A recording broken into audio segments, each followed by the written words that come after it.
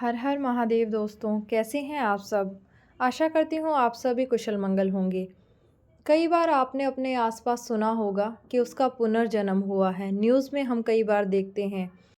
तो चलिए जानते हैं किन संकेतों से पता चलता है कि मनुष्य का पुनर्जन्म हुआ है।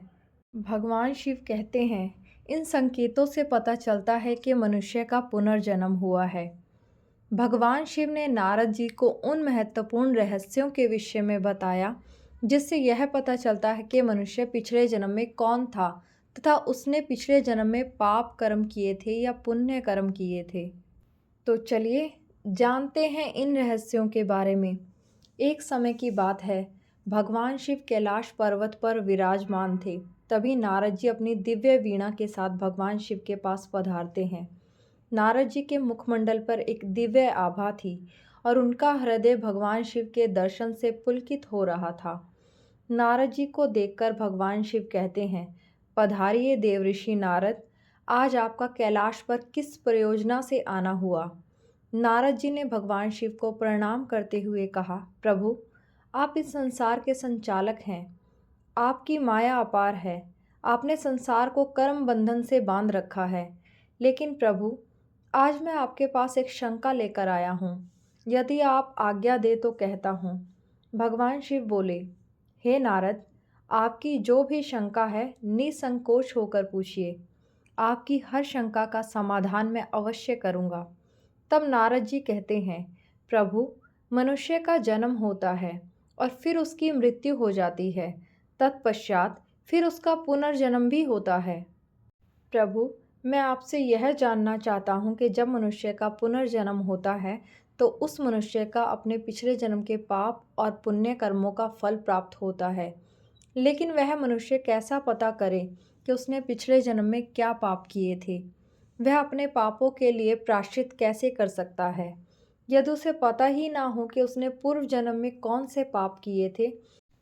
कृपया आप मुझे यह बताइए कि मनुष्य को कैसे पता चल सकता है कि उसका पूर्व जन्म कैसा था। भगवान शिव ने मुस्कुराते हुए कहा, हे देवऋषि नारद, आज आपने जगत कल्याण के लिए बड़ा ही उत्तम प्रश्न पूछा है। आप सत्य कहते हैं, पुनर्जन्म के रहस्य अत्यंत सूक्ष्म और महत्वपूर्ण होते हैं। मनुष्य को उसके पूर्व जन्म का पता उसके शरीर पर स्थित चिन्ह, उसके स्वपन और उसके विचार आदि के द्वारा पता चलता है। आगे भगवान शिव कहते हैं, देवऋषि नारद, उन चिन्हों और लक्षणों के बारे में बताने से पूर्व मैं आपको एक प्राचीन कथा सुनाता हूँ। इस कथा को सुनकर आपको आपके सभी प्रश्नों का उत्तर मिल जाएगा और कथा को पूरा सुनने वालों पर मेरी विशेष कृपा रहेगी तथा उसके सभी पाप कर्म नष्ट हो जाएंगे। अंत में उन्हें मेरे शरण की प्राप्ति होगी। इसलिए हे नारद, आप इस कथा को ध्यान से पूरा सुनिएगा। इसे आधा अधूरा छोड़कर जाने की गलती मत कीजिएगा। शिवजी की बात सुनकर नारद जी कहते हैं, हे प्रभु, यह तो मेरा परम सौभाग्य है जो यह कथा मैं आपके मुखमंडल से सुन रहा हूँ। आपके मुख से कथा सुनने मात्र ही कोटि कोटि पाप नष्ट हो जाते हैं। इसलिए हे प्रभु, कृपया आप मुझे यह कथा सुनाइए। मैं इस कथा को ध्यान से पूरा सुनूंगा, इसका प्रचार करूंगा। भगवान शिव मुस्कुराते हुए कहते हैं, ठीक है देवऋषि नारद, चलिए अब मैं आपको यह कथा सुनाता हूँ। भगवान शिव कहते हैं, नारद, बहुत समय पहले एक विशाल और समृद्ध राज्य में राजा सुरेंद्र प्रताप का शासन था। राजा सुरेंद्र प्रताप धर्मपरायण, न्यायप्रिय और अपने प्रयोजनों के कल्याण के प्रति समर्पित थे। उनके 5 पुत्र थे जिनके नाम थे आयुष्मान, आदित्य, वैभव, सूर्यांश और शुभांकर। यह सभी पुत्र युवा योग्य और गुणी थे। लेकिन उनके जीवन में कुछ अजीब और भव्य घटनाएं घटने लगी जो राजा को अत्यंत चिंतित कर रही थी।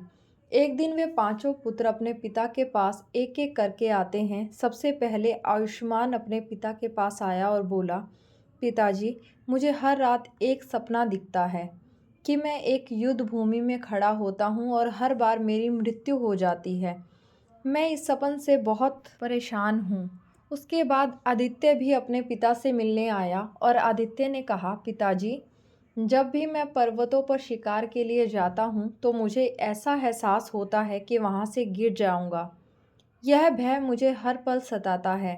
आदित्य के बाद वैभव अपने पिता से मिलने आया और वैभव ने अपने पिता से कहा, पिताश्री, मैं जल से अत्यधिक भयभीत होता हूँ। मुझे नदी, तालाब या समुद्र के पास जाने से डर लगता है। यह डर मेरे जीवन को बुरी तरह से प्रभावित कर रहा है। फिर सूर्यांश भी अपने पिता के पास आया और उसने बताया, पिताजी, मुझे आग से गहरा भय लगता है। ऐसा लगता है कि किसी भी समय जल जाऊंगा। हालांकि मेरे जीवन में ऐसा कुछ कभी नहीं हुआ जिससे मुझे आग से डर लगना चाहिए। अंत में सबसे छोटे बेटे ने आकर अपने पिता से कहा, पिताश्री, मैं अक्सर ऐसे अनुभव करता हूँ जैसे मैं किसी अनजानी जगह पर पहले भी आ चुका हूँ। यह अनुभूति मेरे मन को विचलित कर जाती है। राजा सुरेंद्र प्रताप इन घटनाओं से अत्यधिक चिंतित हो गए और उन्होंने राज्य के सभी विद्वानों, ज्योतिषों और चिकित्सकों से परामर्श लिया, लेकिन कोई समाधान नहीं निकला। फिर एक दिन राज्य में महान विद्वान ऋषि वशिष्ठ जी पधारे। उनकी आने की सूचना पाकर राजा सुरेंद्र प्रताप ने उनका सम्मानपूर्वक स्वागत किया और उन्हें राजमहल में बुलाया। जब महर्षि वशिष्ठ जी ने राजा से कहा, हे राजन, आपके स्वागत से मैं अत्यंत प्रसन्न हूँ, किंतु आपके चेहरे पर चिंता और उदासी दिखाई पड़ रही है। इसका क्या कारण है राजन? हे राजन, संकोच ना करें, जो भी बात है स्पष्टता से कहिए। तब राजा ने ऋषि वशिष्ठ जी को अपने पुत्रों की अजीब घटनाओं के बारे में बताया। ऋषि वशिष्ठ जी ने ध्यानमग्न होकर मनन किया और फिर गंभीर स्वर में बोले, हे राजन, आपके पुत्रों की यह समस्या उनके पूर्व जन्मों से जुड़ी हुई है। प्रत्येक पुत्र का जीवन उसके पूर्व जन्म के कर्मों का परिणाम है। मैं आपको उनके पूर्व जन्मों के बारे में बताता हूँ। ऋषि वशिष्ठ जी ने सबसे पहले आयुष्मान की ओर देखा और कहा, आयुष्मान, तुम्हारा पूर्व जन्म में सूर्य केतु नाम था। तुम एक महान योद्धा थे और मगध के राजकुमार थे। तुम्हारी वीरता के चर्चे दूर दूर तक फैले थे, लेकिन एक दुष्ट राजा ने छल से तुम्हारी हत्या कर दी थी। युद्ध भूमि में तुम्हारी मृत्यु हो गई थी, इसलिए आज भी तुम्हें हर रात युद्ध भूमि में मरने का स्वप्न आता है। आयुष्मान ने सिर झुकाकर कहा, ऋषिवर, क्या इसका कोई समाधान है?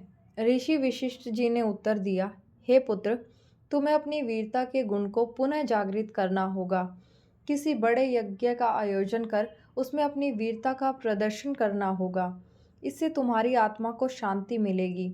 इसके बाद ऋषि वशिष्ठ ने आदित्य की ओर मुड़ते हुए कहा, हे पुत्र, तुम्हारा पूर्वजन्म का नाम धीरज था। तुम एक कुशल शिकारी थे और हिमालय के पर्वतों पर शिकार किया करते थे। एक दिन तुम शिकार करते करते पर्वत से गिरकर अपनी जान गंवा बैठे। यही कारण है कि आज तुम्हें ऊंचाइयों से डर लगता है। आदित्य ने चिंता व्यक्त करते हुए कहा, ऋषिवर, मैं इस भय से कैसे मुक्ति पा सकता हूँ? ऋषि वशिष्ठ ने कहा, पुत्र, तुम्हें पर्वत पर तपस्या करनी होगी। वहाँ की शुद्ध वायु और प्रकृति के साथ संपर्क से तुम्हारे मन का यह भय समाप्त हो जाएगा।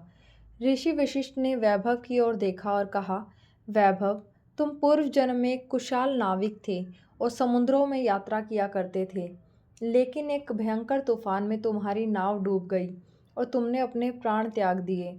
यही कारण है कि आज तुम्हें जल से अत्यधिक भय लगता है। वैभव ने निवेदन किया, ऋषिवर, कृपया मुझे इस भय से मुक्ति का उपाय बताइए। ऋषि वशिष्ठ ने उत्तर दिया, तुम्हें गंगा स्नान करना होगा। गंगा के पवित्र जल में स्नान करने से तुम्हारे मन का भय समाप्त हो जाएगा और तुम्हारी आत्मा को शांति मिलेगी। फिर ऋषि वशिष्ठ ने सूर्यांश की ओर देखते हुए कहा, तुम्हारा पूर्व जन्म में अंगारा नाम था। तुम एक यज्ञकर्ता थे और आग के साथ तुम्हारा अत्यधिक संपर्क था, लेकिन एक दिन यज्ञ के दौरान आग ने विकराल रूप धारण कर लिया और तुम उसमें जल गए। यही कारण है कि आज तुम्हें आग से गहरा भय लगता है। सूर्यांश ने दुखी होकर कहा, ऋषिवर, मुझे भय से कैसे मुक्ति मिल सकती है? ऋषि वशिष्ठ ने कहा, अग्निहोत्र का अनुष्ठान करना चाहिए। यह अनुष्ठान तुम्हारे मन के डर को समाप्त करेगा और तुम्हारी आत्मा को शुद्ध करेगा। अंत में ऋषि वशिष्ठ ने राजा के सबसे छोटे पुत्र की ओर देखते हुए कहा, शुभांकर, तुम्हारा पूर्व जन्म में ज्ञानेंद्र नाम था। तुम एक महान विद्वान थे और पिछले जन्म में तुमने कई तीर्थों और पवित्र स्थानों की यात्रा की थी। तुमने वहाँ ध्यान किया और ज्ञान प्राप्त किया। तुम्हारी आत्मा में उन स्थानों की स्मृतियाँ आज भी जीवित हैं। शुभांकर ने पूछा, ऋषिवर, मुझे क्या करना चाहिए? ऋषि वशिष्ठ ने उत्तर दिया, तुम्हें इन स्थानों की यात्रा करनी चाहिए जहाँ तुमने पिछले जन्म में ज्ञान प्राप्त किया था। वहाँ ध्यान करो और अपनी आत्मा को शांति प्रदान करो। राजा सुरेंद्र प्रताप ने ऋषि वशिष्ठ जी के निर्देशों का पालन करते हुए अपने पुत्रों को उनके पूर्व जन्मों के कर्मों का प्रायश्चित करने का आदेश दिया। सभी पुत्रों ने अपने अपने कर्मों का प्रायश्चित किया और उनकी सभी अजीब घटनाएं समाप्त हो गई। भगवान शिव ने नारद जी से कहा, हे देवर्षि नारद, यह कथा पुनर्जन्म के सत्य और कर्मों के महत्व को प्रकट करती है। आत्मा अपने कर्मों के अनुसार ही जन्म और अनुभव प्राप्त करती है, इसलिए सदा अच्छे कर्मों का पालन करना चाहिए।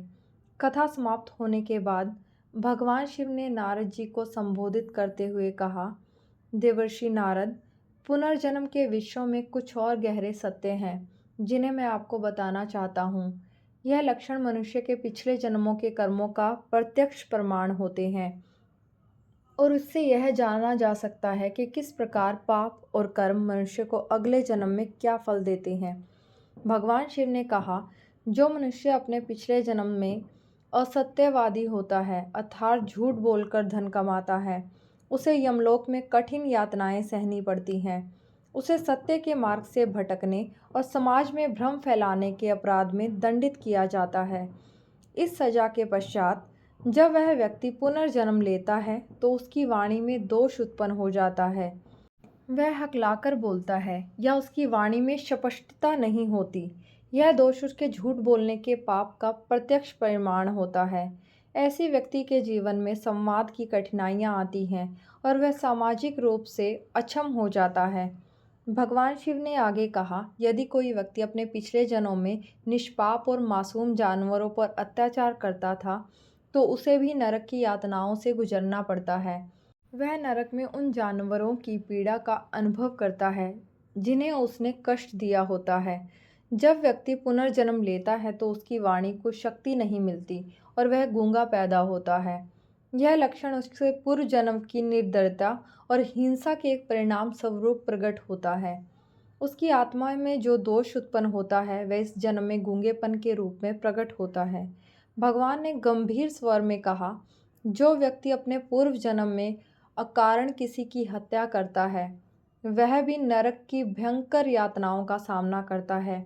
नरक में उसे दर्द और पीड़ा का अनुभव कराया जाता है जो उसने हत्या के द्वारा दूसरों को दिया था। जब वह व्यक्ति पुनर्जन्म लेता है तो उसे कोढ़ जैसे गंभीर रोग से ग्रसित किया जाता है। कोढ़ का रोग उस व्यक्ति के शरीर को विकृत कर देता है और वह समाज से तिरस्कारा जाता है। यह रोग उसके पाप का प्रत्यक्ष परिमाण है और यह उसे जीवन भर कष्ट देता है। भगवान शिव ने आगे बताया, जो व्यक्ति पिछले जन्म में शराब का अत्यधिक सेवन करता है उसे यमलोक में भीषण कष्टों से गुजरना पड़ता है। उसके शरीर को गर्म लोहा पिघलाकर पीने के लिए दिया जाता है और उसकी आत्मा को इस प्रकार की अत्यंत दर्दनाक यातनाओं का सामना करना पड़ता है। जब वह व्यक्ति पुनर्जन्म लेकर आता है उसके दांत टेढ़े मेढ़े काले और खराब हो जाते हैं। उसे दांतों से संबंधित रोग लग जाते हैं जो उसके पूर्व जन्म के पाप का परिणाम होते हैं। इस लक्षण से उसे बार बार दंत चिकित्सक की आवश्यकता पड़ती है। उसका चेहरा भी विकृत हो सकता है। भगवान शिव ने कहा, जो व्यक्ति अपने पिछले जन्म में धन या स्वर्ण की चोरी करता है उसे भी यमलोक में सजा मिलती है। उसका मन स्वर्ण और धन की लालसा से ग्रसित होता है। वह इस पाप के कारण नरक में अत्यधिक पीड़ा सहता है। जब वह पुनर्जन्म लेता है उसके नाखून टेढ़े मेढ़े, विकृत और भद्दे हो जाते हैं। उसके नाखून की यह विकृति उसके पूर्व जन्म के पाप का प्रतीक होती है। इस लक्षण के कारण वह समाज में तिरस्कारा जाता है और उसका आत्मविश्वास भी कमज़ोर हो जाता है। भगवान शिव ने गंभीरता से कहा, हे नारद, जो व्यक्ति अपने पिछले जन्म में गुरु का अपमान करता है या गुरु की पत्नी के साथ संबंध बनाता है वह अत्यंत पापी होता है। ऐसे व्यक्ति को नरक में कठोर दंड दिया जाता है।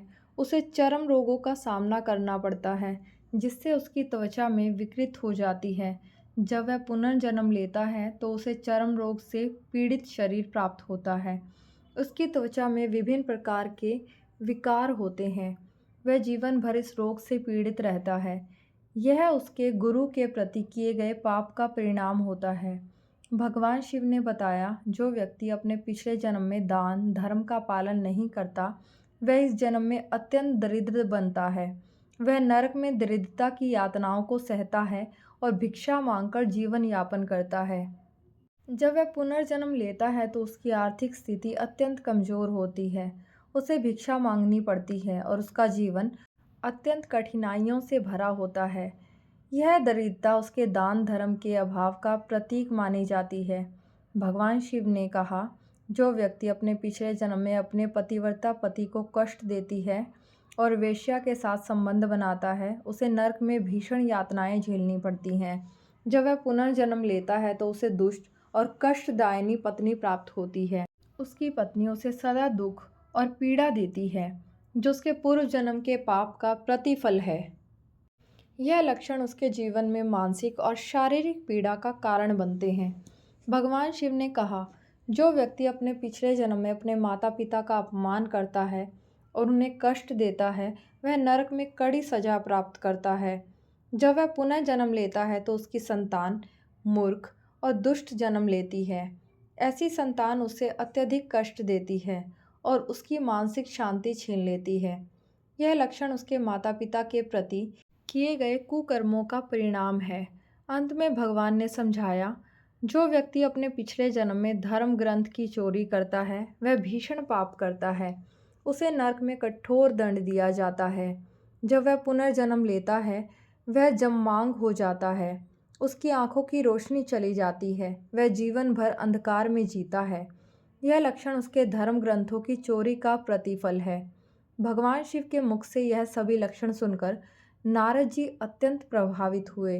उन्होंने भगवान को प्रणाम किया और कहा, प्रभु, आपने जो ज्ञान मुझे दिया है वह अनमोल है। मैं इसे संसार में प्रसारित करूंगा ताकि लोग अपने कर्मों का सही मूल्य समझ सकें और सत्य मार्ग पर चल सकें। इस प्रकार भगवान शिव ने नारद जी को पुनर्जन्म और कर्म फल के महत्व का बोध कराया और नारद जी प्रसन्न होकर संसार में इस ज्ञान का प्रसार करने के लिए प्रस्थान कर गए। आज की वीडियो में बस इतना ही। भगवान शिव की कृपा आप सभी पर सदैव बने रहे। उम्मीद है वीडियो आप सभी को पसंद आई होगी। इस वीडियो में बोलते समय कोई त्रुटि हुई हो तो मुझे क्षमा कीजिएगा। वीडियो पसंद आए हो तो वीडियो को लाइक शेयर करें और हमारे चैनल को सब्सक्राइब करें और कमेंट बॉक्स में हर हर महादेव लिखना बिल्कुल ना भूलें। मिलते हैं अगली वीडियो में। तब तक के लिए हर हर महादेव।